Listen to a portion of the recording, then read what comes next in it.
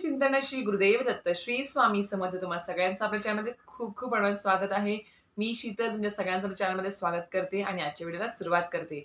तर उद्या आहे गुरुवार. सगळ्यांचा आवडता वार आहे गुरुवार. कारण की आपल्या सगळ्यांचा गुरूंचा हा वार असतो. सगळ्यांना माहिती आहे गुरूंचा वार असल्यामुळे आपण इतकं म्हणजे ते आतुरतेने गुरुवारची वाट बघतो किंवा नकळत असं म्हणतो की नाही उद्या गुरुवार आहे आणि नाही खरंच म्हणजे गुरूंचा वार आहे, स्वामींचा वार आहे, दत्तांचा वार आहे, साईबाबांचा वार आहे. खूप जण साईबाबांचा वार म्हणून पण गुरुवारचा वार करतात. पण ज्यांचे त्यांचे गुरु वेगवेगळे आहेत. पण गुरूंचा वार म्हटलं की आपण अतिशय म्हणजे असे खडबडून जागे होतो की नाही उद्या गुरुवार आहे. उद्या मला ह्या सेवा करायच्या आहेत. रोज मला सेवा करणं होत नाही. तर उद्या मी नक्कीच 1-2 सेवा जास्तीच्या करणार. उद्या मी नक्कीच दत्ताच्या मंदिरात जाणार, स्वामींच्या मठात जाणार, एक तरी आरती अटेंड करणार. अशा भरपूर काही आपण मनाला अशा म्हणजे प्रॉमिसेस करत असतो किंवा ठरवत असतो की नाही उद्या गुरुवार आहे. मी या गोष्टी करणार. अक्षरशः उद्या सकाळी उठण्यापासून म्हणजे सकाळी उठल्यावरती शुचिर्भूत होऊन पूजा करताना सुद्धा आपण इतकं छान म्हणजे गुरुवारचं कोणी-कोणी देवपूजा करताना देव हे ते स्वच्छ साफ करत असतात. स्वामींची घरात मूर्ती असेल तर स्वामींच्या मूर्तीला अभिषेक करत असतात. म्हणजे अक्षरशः गुरुवार म्हटलं की काय करू आणि काय नाही आपल्या गुरूंसाठी असं होतं. स्वामी समर्थ महाराजांसाठी काय करू आणि काय नाही असं होतं किंवा एक्स्ट्रा काय सेवा करता येईल, काय म्हणजे काय सेवा किंवा काय उपाय करता येईल असंही बघतो आपण. त्याच्यामुळे गुरुवार हा माझाच नाही सगळ्या स्वामी भक्तांचा आवडता वार आहे. कारण की आपला हा गुरूंचा वार आहे आणि गुरूंचा वार असल्यामुळे आपल्याला तो दिवस अक्षरशः म्हणजे आपण मठात गेल्यावरती एखाद्या आरतीला तरी आपण अटेंड करणार असं ठरवतो आणि ती ऊर्जा घेऊन घरी येत असतो. दत्तांच्या मंदिरात जातो, साईबाबांच्या मंदिरात जातो. जे मंदिर जवळ असेल कुठल्या ना कुठल्या मंदिरात जाऊन आपण दर्शन घेऊन येत असतो. पण गुरूंचा वार असल्यामुळे गुरुवारला अतिशय जास्त महत्त्व आहे आपल्या सगळ्यांच्या नजरेमध्ये. त्याच्यामुळे गुरुवारी आपल्याला काही उपाय करायचे आहेत, ज्याच्यामुळे ज्यांना कोणाला आर्थिक समस्या आहे, आर्थिक प्रॉब्लेम्स आहेत, ते आर्थिक प्रॉब्लेम कशामुळे येतात आणि ते आर्थिक प्रॉब्लेम दूर करण्यासाठी आपल्याला गुरुवारी काही उपाय करायचे आहेत. त्याबद्दल आजचा व्हिडिओ असणार आहे. त्यामुळे अतिशय महत्त्वपूर्ण व्हिडिओ आहे. त्यामध्ये स्किप करू नका. पूर्ण बघा आणि जे कोण चॅनल नवीन असतील त्यांनी नक्की व्हिडिओला सबस्क्राईब करायला विसरू नका. बेल आयकॉन जे आहे चॅनलच्या नावाच्या बाजूला त्यालाही प्रेस करायला विसरू नका. जेणेकरून म्हणजे येणारे नवनवीन व्हिडिओ तुमच्यापर्यंत सर्वात आधी पोहोचतील. चला तर व्हिडिओला सुरुवात करूया. तर उद्या आहे गुरुवार. गुरुवारपासून आपल्याला काही उपाय करायचे आहेत. तुम्ही जर हे उपाय आहेत ते रोज केले तरीही चालतील, की पण रोज नाही जमले तर गुरुवारी तरी नक्कीच हे उपाय करायचे आहेत. मनाला गाठ बांधून घ्यायची आहे की हे उपाय करायचेच आहे. सर्वप्रथम हे जे उपाय मी सांगणार आहेत किंवा काही गोष्टी सांगणार आहेत त्या घरातल्या कुलस्त्रीने जास्तीत जास्त करून ह्या गोष्टी हे उपाय करायला हव्यात. कारण हे कसं असतं कर्ता पुरुष काही काही त्यांचे असे मेसेज येतात की संतान प्राप्तीसाठी मी एक सेवा सांगितली होती की बाळकृष्णाच्या मूर्तीवरती जोडप्यानी अभिषेक करायचा असतो ज्यांना संतान प्राप्ती होत नाही. त्यावेळेस एका ताईची कमेंट आली होती की माझे मिस्टर करत नाही, माझे मिस्टर अभिषेक करायला तयार होत नाहीत. मी एकटीने केलं चालेल का? हो करा. नाहीच ते ऐकत आहेत म्हणजे सगळ्यांचा विश्वासच नाहीये तर त्यांना अभिषेकाला बसून बळजबरी करून कुठलीही गोष्ट मारून ताणून करण्यात काही अर्थ नसतो. त्याच्यामुळे त्यांची जेव्हा मनापासून श्रद्धा निर्माण होईल, त्यांच्या मनामध्ये स्वामी भक्ती निर्माण होईल, त्या सेवेबद्दल म्हणजे आस्था निर्माण होईल, त्याच वेळेस त्यांना ती सेवा करू द्यात असं मी तरी प्रार्थना करेल सगळ्यांना. त्याच्यामुळे बळजबरीने हाणून मारून कोणाला सेवेला बसवू नका. त्यांच्या मनामध्ये म्हणजे ती भावना जागी होऊ द्या स्वामी भक्तीसाठी. म्हणजे ती जी इच्छा आहे ती त्यांची मनामध्ये जागी होऊ द्या, भक्ती निर्माण होऊ द्या. आज अशी निर्माण होऊ द्या की नाही मी पण स्वामी भक्ती करायला हवी. तुम्ही स्वतः घरातल्या कुलस्त्रीने एवढं घरातलं वातावरण स्वामीमय करून टाका ना, एवढं स्वामी भक्ताने तल्लीन होऊन जा तुम्ही स्वतः आणि घरामध्ये सुद्धा एवढं स्वच्छता एवढी स्वामीमय वातावरण करायचं आहे. म्हणजे स्वामींची गाणी असेल सगळ्या सगळ्या स्वामींचे तारक मंत्र लावा, स्वामी भक्तीची गाणी लावा, स्वामींचे भरपूर असे म्हणजे गाणी आहेत ती लावा, तुम्ही आरती लावा, मंत्र स्तोत्र लावा घरामध्ये गुरुवारच्या दिवशी किंवा रोज सुद्धा सकाळी उठल्यावरती. जेणेकरून घरामध्ये बघा तुम्ही सकाळी सकाळी जे कोणतं पहिलं गाणं ऐकताना ते दिवसभर आपल्या तोंडामध्ये गुणगुणत असतं.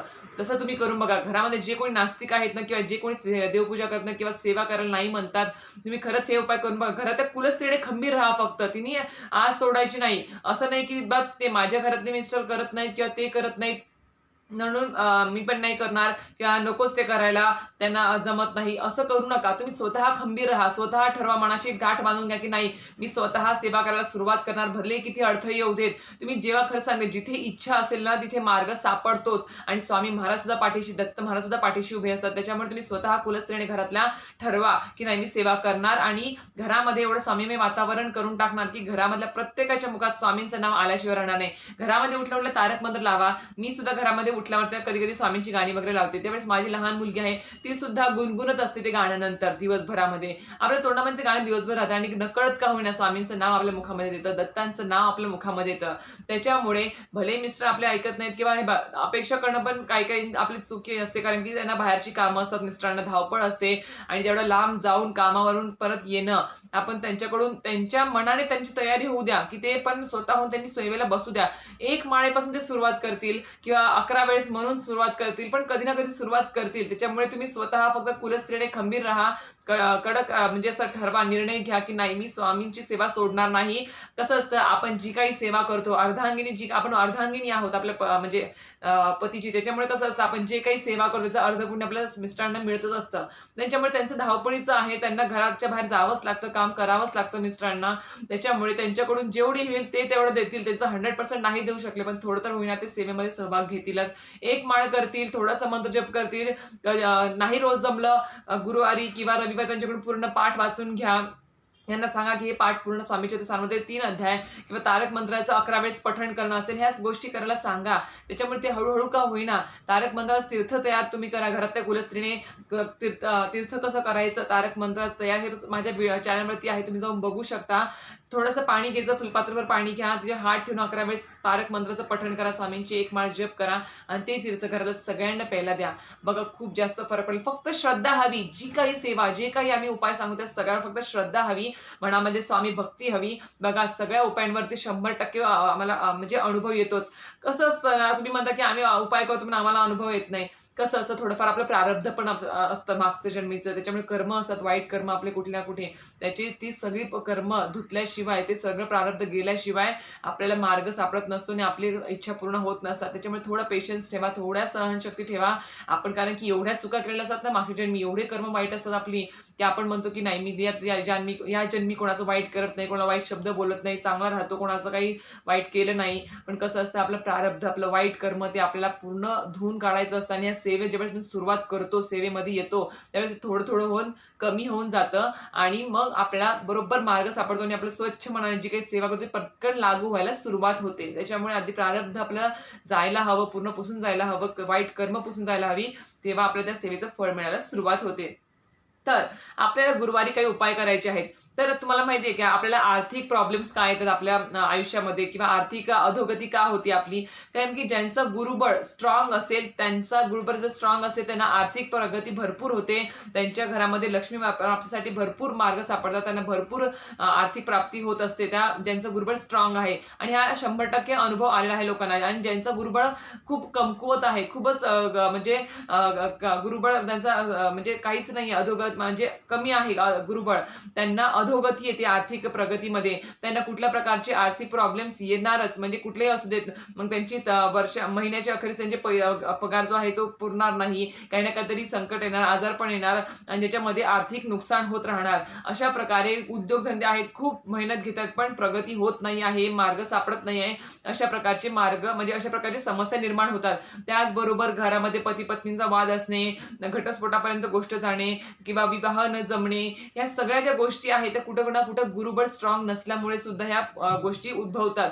त्याच्यामुळे गुरुबळ जर स्ट्रॉंग असेल आपला, तर आपल्याला कुठल्याही प्रकारचे आर्थिक प्रॉब्लेम्स आयुष्यात येत नाही आणि भरपूर यश प्राप्ती होत असते.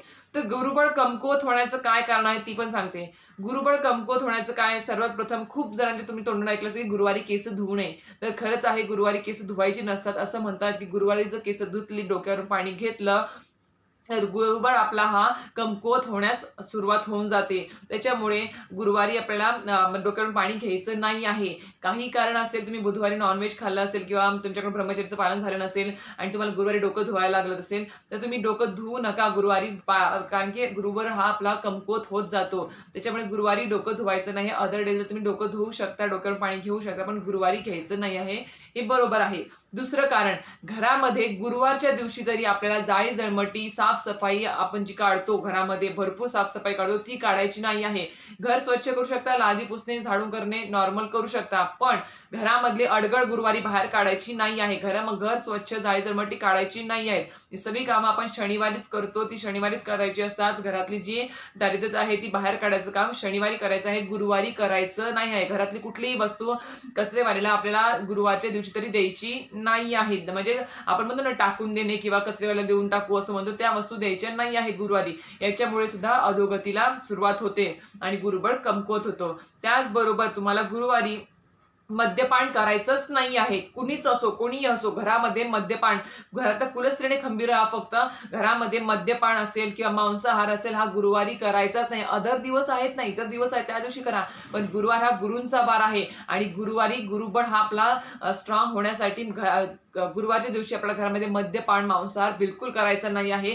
त्या दिवशी तरी आपल्याला शाकाहारी राहायचं आहे, स्वामींची भरपूर सेवा करायची आहे.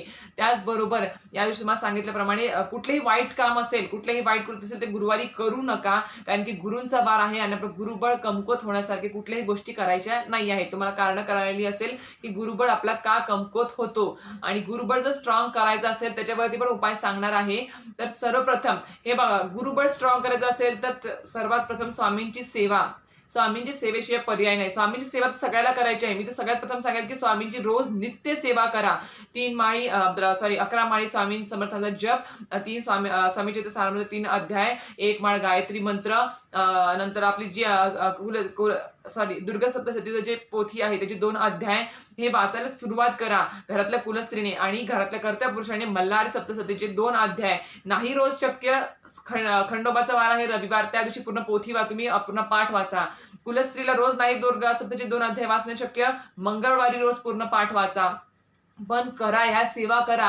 ह्या सेवा केल्यानंतर तुम्हाला खरं सांगते बाकीचे उपाय करायची गरज पडणार नाही. पण काही लोक हे उपाय, हे नित्य सेवा करतच नाहीये, त्याच्यामुळे त्यांना हे उपाय सांगावे लागतात. त्याच्यामुळे आधी सर्वप्रथम मी एकच सांगेल, गुरुबळ स्ट्रॉंग करायचा असेल तर आधी नित्य सेवेला सुरुवात करा. आणि नित्य सेवा हे आपलं कवच कुंडल आहे, त्याच्याशिवाय आपल्याला पर्याय नाही. स्वामींच्या जवळ तुम्हाला जायचं असेल, स्वामींच्या म्हणजे स्वामींच्या म्हणतो ना, स्वामी महाराज तुम्ही आम्हाला प्रचिती द्या, स्वामी महाराज तुम्ही आम्हाला म्हणजे साक्षात्कार द्या, तसं जर तुम्हाला काही हवं असेल तर आधी स्वामी समर्थ महाराजांची नित्य सेवा सुरू करा. त्याच्यामध्ये आपले 99% प्रश्न जे आहेत ते नित्य सेवेने सॉर्ट आउट होतात. त्याच्यामुळे आधी नित्य सेवा करायला सुरुवात करा. 1 माळेपासून सुरुवात करा, हळूहळू 1 माळ वाढवा, पण रोज घरामध्ये आपल्या नित्य सेवाही झाली पाहिजे. त्याला काही वेळेचं बंधन तर नाहीये ना, दिवसभरात कधीही करू शकता. सकाळी पहाटे उठल्यापासून तर रात्री 12 वाजेपर्यंत कधीही करू शकता. काही वेळ काळ नियम नाही आहे. फक्त रोज मनोभावे श्रद्धेने तेवढा वेळ बघा, आपण 20 ते 25 मिनिटं काढू शकतो दिवसातले स्वामींसाठी. कारण की असा वेळ आपण मोबाईलमध्ये सहज घालवतो. असा मोबाईल काढला, कोणाचा मेसेज आला, बघता बघता बघता आपला अर्धा घंटा कसा जातो मोबाईलमध्ये कळत नाही आपल्याला. तुमच्यापासून सगळ्यांपर्यंत, लहानापासून मोठ्यापासून सगळ्यांनाही सवय लागलेली आहे. त्याच्यामुळे त्याच्यामध्ये वायफट वेळ घालवण्यापेक्षा, सोशल मीडियावर जास्त बघण्यापेक्षा, चुकीच्या काही गोष्टी बघण्यापेक्षा स्वामींच्या सेवेमध्ये रममाण व्हा, स्वामींची सेवा करा. त्याच्यामधून काही ना काहीतरी तुम्हाला फीडबॅक भेटेलच, म्हणजे काही ना काही तुम्हाला फळप्राप्ती होईलच. पण सोशल मीडियावरती मी जास्त वेळ स्क्रोलिंग करून अर्धा 1 घंटा घालून काही मिळणार नाही. डोळ्याला त्रास होईल, बॅटरी डाऊन होईल, तुमचं नेट संपेल, काही ना काहीतरी प्रॉब्लेम होतील, तुम्हाला स्वतःला शारीरिक काहीतरी समस्या जाणवतील किंवा डोकं दुखेल, काही ना काहीतरी समस्या होईल, झोप होणार नाही. रात्री 12 1 वाजे तुम्ही मोबाईल बघू शकता. तर स्वामींसाठी मी 20 ते 25 मिनिटं काढायलाच हवी, कारण की स्वामींसारखे, आपल्या गुरूंसारखे या जगात कोणीच नाही. आणि त्यांच्या सेवेमध्ये एवढे रममाण व्हा, खरं सांगते आयुष्यामध्ये कुठलेच प्रॉब्लेम येणार नाहीत. आम्हाला अनुभव येऊ शकतात तर तुम्हाला पण अनुभव येऊ शकतात. फक्त मनामध्ये श्रद्धा वाढवा, घरामध्ये सेवा वाढवा आणि जे उपाय आहे ते पण उपाय करायला सुरुवात करा. आजपासून उद्यापासून, गुरुवार आहे उद्यापासून सुरुवात करा, रोज करा खरं तर हे उपाय, किंवा गुरुवारी तर नक्कीच करा. ते उपाय सांगायला सुरुवात करा. गुरुबळ स्ट्रॉंग करण्यासाठी काय उपाय करायचे आहेत ते. तर सर्वप्रथम गुरुवारी तुम्हाला पिवळे वस्त्र परिधान करायचे आहे, कारण की पिवळा जो रंग आहे तो गुरुचा कलर आहे तो, आणि गुरुंना तो प्रिय आहे. त्याच्यामुळे गुरुवारी आपल्याला पिवळी वस्त्र परिधान करायची आहेत. आणि त्याचबरोबर आपल्याला दान देता आलं, किंवा एखाद्या आपण गुरुवारी मठात जातो त्यावेळेस काहीतरी आपण प्रसाद घेऊन जातो किंवा काहीतरी फळं घेऊन जातो, तर तुम्ही पिवळी फळं घेऊन जा, केळी असतील ते घेऊन जा, काहीतरी पिवळं म्हणजे प्रसाद असेल, पेढे असतील, इतर काही असेल, बर्फी असेल, पिवळी काहीतरी असेल, ते तुम्हाला घेऊन जायचं आहे मठामध्ये प्रसादासाठी. म्हणजे ते आपण प्रसाद देणं म्हणजे काय, आपण म्हणजे अन्नदानच करतो असतो. त्याच्यामुळे त्या गुरुवारी होईल तेवढं शक्य होत असेल त्यावेळेस गरजवंतांना किंवा गरीब लोकांना पिवळं वस्त्र किंवा पिवळ्या गोष्टी दान करा. याने सुद्धा तुमचा गुरुबळ स्ट्रॉंग होण्यास मदत होणार आहे. त्याचबरोबर तुम्हाला दत्ताच्या मंदिरात असेल किंवा कृष्णाचं मंदिर असेल तुमच्या गावामध्ये किंवा रामाचं मंदिर असेल, त्याचबरोबर स्वामी समर्थांचं मठ असेल, तिथे जाऊन तुम्हाला गुळ आणि पिवळे फुटाणे, तुम्हाला माहिती आहेत गुळ फुटाणे सुद्धा तुम्हाला दान करायचे आहेत. हे केल्याने सुद्धा तुमचं गुरुबळ स्ट्रॉंग होणार आहे. त्याच्यामुळे जास्तीत जास्त पिवळी गोष्ट आपल्याला जी दान करता येईल किंवा परिधान करता येईल या दिवशी ती करायची आहे आपल्याला गुरुवारी. आणि त्याचबरोबर आपल्याला दर गुरुवारी किंवा रोज घरामध्ये एकदा तरी विष्णू सहस्रनामाचं पठण करायचं आहे. कारण की तुम्हाला माहितीच आहे सगळ्यांना की गुरुवारचा वार जो आहे तो विष्णूंना सुद्धा समर्पित आहे, माता लक्ष्मीला सुद्धा समर्पित आहे. कारण की स्वामींचं स्वरूप आहे विष्णू महाराज. त्याच्यामुळे आपल्याला गुरुवारी विष्णूंची पण सेवा करायची आहे. कारण की जिथे विष्णूंचं पठण म्हणजे विष्णूंची सेवा असते आणि विष्णू सहस्रनामाचं पठण ज्या घरामध्ये रोज होतं, नाही वाचता येतंय, अवघड आहे, घरामध्ये कोणी वाचणार नाहीये, युट्यूबला लावून द्या आणि कामं करा. पण घरामध्ये विष्णू सहस्रनामाचं पठण हे झालंच पाहिजे, आपण स्मरण केलंच पाहिजे. त्याने सुद्धा आपला गुरुबळ स्ट्रॉंग होतो आणि आपल्याला कुठलेही आर्थिक प्रॉब्लेम्स येत नाही. रोज विष्णू सहस्रनामाचं पठण करा, बघा तुम्हाला स्वतःला 100% जाणीव होईल. थोड्याच दिवसात तुम्हाला फरक जाणवेल की आपल्या आर्थिक प्रॉब्लेम्स कमी होत चालले आहेत आणि आपल्याला आर्थिक प्रगतीचे मार्ग सापडत चालले आहेत. आणि आपले जे काही प्रश्न आहेत आर्थिक असतील किंवा घरामध्ये इतर जे काही नवरा बायकोचे वाद असतील किंवा इतर घरामधले कौटुंबिक काही वाद कलह असतील किंवा घरात लग्न कार्य जमत नाही आहे, इतर काही कारण असतील, ते सगळे प्रश्न सोडवण्यासाठी आपला विष्णू सहस्रनाम खरंच मदत करेल. त्याच्यामुळे गुरुवारी विष्णू सहस्रनामाचं किंवा रोज आपल्या घरात पठण झालंच पाहिजे. त्याचबरोबर आपल्याला जिथे म्हणजे जिथे विष्णू महाराजांची आपण सेवा करतो तिथे माता लक्ष्मींची पण जर आपण सेवा केली ना, तर दोन्हींच्या जोडींचा आपला आशीर्वाद मिळतो. कारण की सगळ्यांना माहिती आहे की माता लक्ष्मी आणि हरी विष्णूंची जोडी ही कशी आहे. त्याच्यामुळे या दोघींची ज्या घरात सेवा असते, जेव्हा सेवा होते, तिथे माता लक्ष्मी कधीच काढता पाया घेत नाही. कारण की माता लक्ष्मीला विष्णूंची सेवा अतिशय प्रिय आहे. ज्या घरामध्ये विष्णूंची सेवा भरपूर प्रमाणात होते तिथे माता लक्ष्मी स्वतःहून येते आणि तिचं स्थान म्हणजे ती स्थानापन्न होत असते. त्याच्यामुळे आपल्याला विष्णू सहस्रनामाचं पठण तर करायचं आहे, ती विष्णूंची सेवा झाली. त्याचबरोबर आपल्याला माता लक्ष्मींची जर सेवा करायची असेल तर रोज किंवा गुरुवारी तरी श्री सूक्तमचं पठण करायचं आहे. 2 मिनिटं लागतात जास्तीत जास्त. संस्कृतमध्ये पण आहे, प्राकृतमध्ये पण आहे, नित्यसेवेमध्ये तुम्ही ते पण पठण करायचं आहे.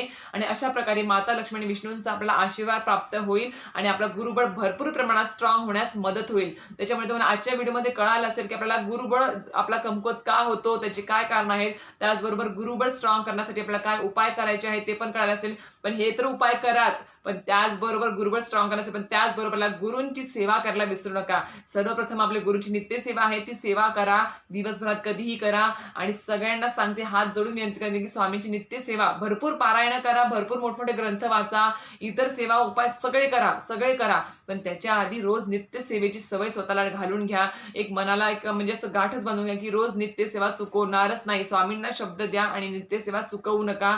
कारण की नित्य सेवा आपलं कवच कुंडल आहे, स्वामींच्या जवळ नेण्याचा एक मार्ग आहे. त्याच्यामुळे आणि एक कवच कुंडल जर आपल्या सोबत असेल ना, दिवसभर कधी सेवा करा, पण एक संरक्षण कवच, एक कवच कुंडल आपल्या सोबत असतं. आणि त्याच्यामुळे कुठली वाईट शक्ती, वाईट बाधा, वाईट करणी बाधा, नजर बाधा असेल, कुठल्याही गोष्टी ते आपल्या जवळ येत नाही. गुरु महाराज, आपले स्वामी महाराज आपल्या जवळ येऊ देत नाही. त्याच्यामुळे आपल्या पाठी आपण जर रोज नित्य सेवा केली तर गुरु आपल्या पाठीशी आहेत आणि गुरु आपल्या पाठीशी आहेत तर गुरुबळ स्ट्रॉंग आहेत आणि आपल्याला कुठल्याही प्रकारच्या आयुष्यात प्रॉब्लेम येणार नाही. जरी काही आले तर त्याची आपल्याला म्हणजे जी काही म्हणजे त्याची जी काही प्रॉब्लेम्स येतात, त्याची जी काही आपल्याला त्रास आहे तो कमी प्रमाणात जाणवतो. त्यामुळे अशा प्रकारे आपली गुरूंची सेवा आहे. आणि गुरुबळ स्ट्रॉंग करण्यासाठी जे काही उपाय सांगितले होते, आवडले असतील, माहिती आवडली असेल तर नक्की व्हिडिओ लाईक करायला, शेअर करायला आणि सबस्क्राईब करायला विसरू नका. श्री स्वामी समर्थ.